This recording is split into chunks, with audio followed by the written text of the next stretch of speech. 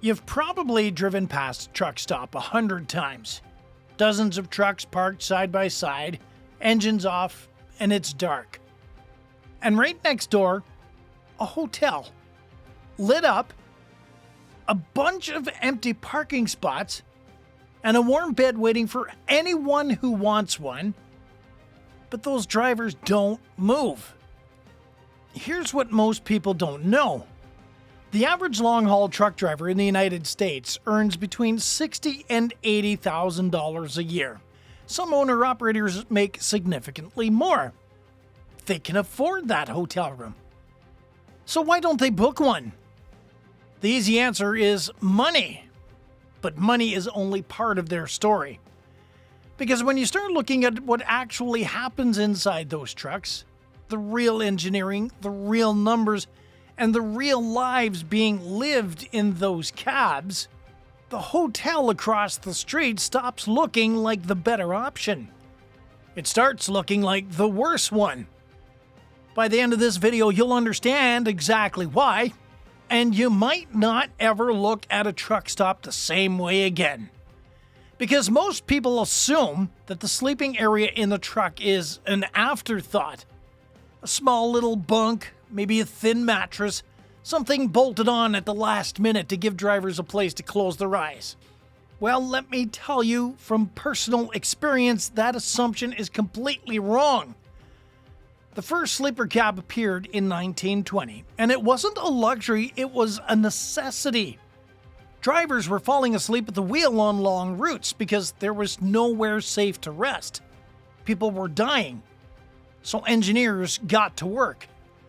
By 1967, a sleeper cab design had become a standardized part of the truck manufacturing. And today, it is one of the most competitive battlegrounds in the entire trucking industry. These companies spend millions every year, not on engines, not on aerodynamics, but specifically on the sleeping area, because they know something that most people don't. A driver who sleeps well drives safer. A driver who drives safer costs the company less. And a driver who is comfortable stays loyal. That's a fact. This is not about interior decoration. This is calculated engineering. The sleeping compartment of a modern truck is designed using the same principles as a commercial aircraft cockpit.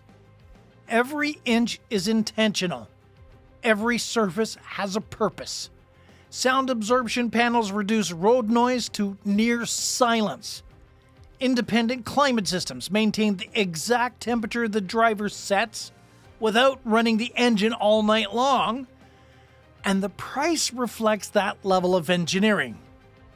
A standalone sleeper unit for a premium truck costs between $55,000 and $150,000. The full truck between $200,000 and $300,000. That is more than the average American home. Nobody spends that kind of money on something that doesn't work, though. So what does $150,000 worth of sleeping space actually look like? Well, most people will picture a narrow bunk with just enough room to lie flat, maybe a small window. The reality, believe me, is something completely different. But before we get into what's inside, there's something important to understand about the truck itself. There are two types of long-haul trucks. A conventional truck has a long hood in front of the driver. The engine sits ahead of the cab. That hood takes up space that could be used for sleeping. A cab-over truck is different though. The cab sits directly above the engine with no hood, no wasted length. The result is significantly more interior space, which is exactly why cab-over trucks have always been the preferred choice for drivers who live on the road. It means more cab, less hood, more room to actually rest. Let's start with the standard sleeper cab, the kind most long-haul drivers use every day. The mattress alone measures 42 by 80 inches. That's wider than a standard European double bed. It sits on a platform with built-in storage underneath, with enough space for weeks of clothes, tools, and personal items. Above the bunk, you have overhead compartments. Behind the seat, a refrigerator. Next to the bed, a panel with USB ports, power outlets, and climate controls, all within arm's reach. All designed so that the driver never has to get up to adjust anything. The climate system runs independently from the engine. That means that the driver can sleep in perfect temperatures, summer or winter, without burning a single drop of diesel all night. And then there's the noise. Modern sleeper cabs use layered sound absorption panels built directly into the walls. The result is a cabin that blocks out road noise, wind, and the sound of other trucks idling nearby. Quieter in many cases than a hotel room next to a busy street. Okay, now let's move up to a premium sleeper. The Kenworth T680, the Volvo VNL 860, the Peterbilt 579 UltraLoft. Here, the headroom reaches over 2 meters. The passenger seat rotates 180 degrees and converts into a full workspace with a table. There's dedicated area for a 32-inch flat-screen TV, a drawer-style freezer and refrigerator combination. Nice, eh? The Peterbilt UltraLoft offers 70 cubic feet of storage space and the largest mattress available in any production truck on the market today. And then there are the custom sleepers. Built to order, priced at between, are you ready for this, $300,000 and $500,000. These are not truck cabs anymore. They have private showers, full kitchens with a stove, 2 separate sleeping areas, and home theater systems. One driver described his as a studio apartment with a 500 horsepower engine under the floor. He was not exaggerating. Now let's compare that to a standard hotel room. A bed you didn't choose, a bathroom shared with God knows how many people before you, and a TV bolted to the wall at the wrong angle, of course. Suddenly, the truck starts looking like an upgrade. So now you know what's inside the cab, but there's still a question that needs answering. Even with all of that, why not just park the truck and walk to the hotel next door? Take a real shower, order room service, sleep in a bed you didn't pay $150,000 for. Here's why that doesn't work. And none of these reasons are obvious. Reason 1, the truck just can't physically park at a hotel. The standard semi-truck with a trailer is between 25 and 30 meters long, nearly 4 meters tall. Hotel parking lots are built for cars, not for vehicles the size of a small building. There's no check-in process, no front desk, no hotel room that solves the problem of having nowhere to put a 30-meter vehicle. The driver is not choosing the truck over the hotel. The truck dictates wherever the driver sleeps. Reason number 2. The driver is legally responsible for the load every minute of every day. A long-haul driver carries an average of 40,000 pounds of freight, electronics, medication, food, hazardous materials.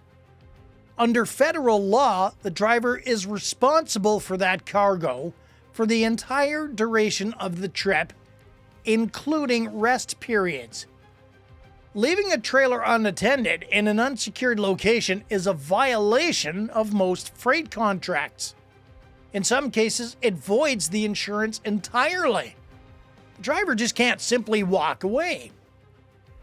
All of that explains why drivers sleep in their trucks, but it doesn't explain why so many of them prefer it, and they do prefer it.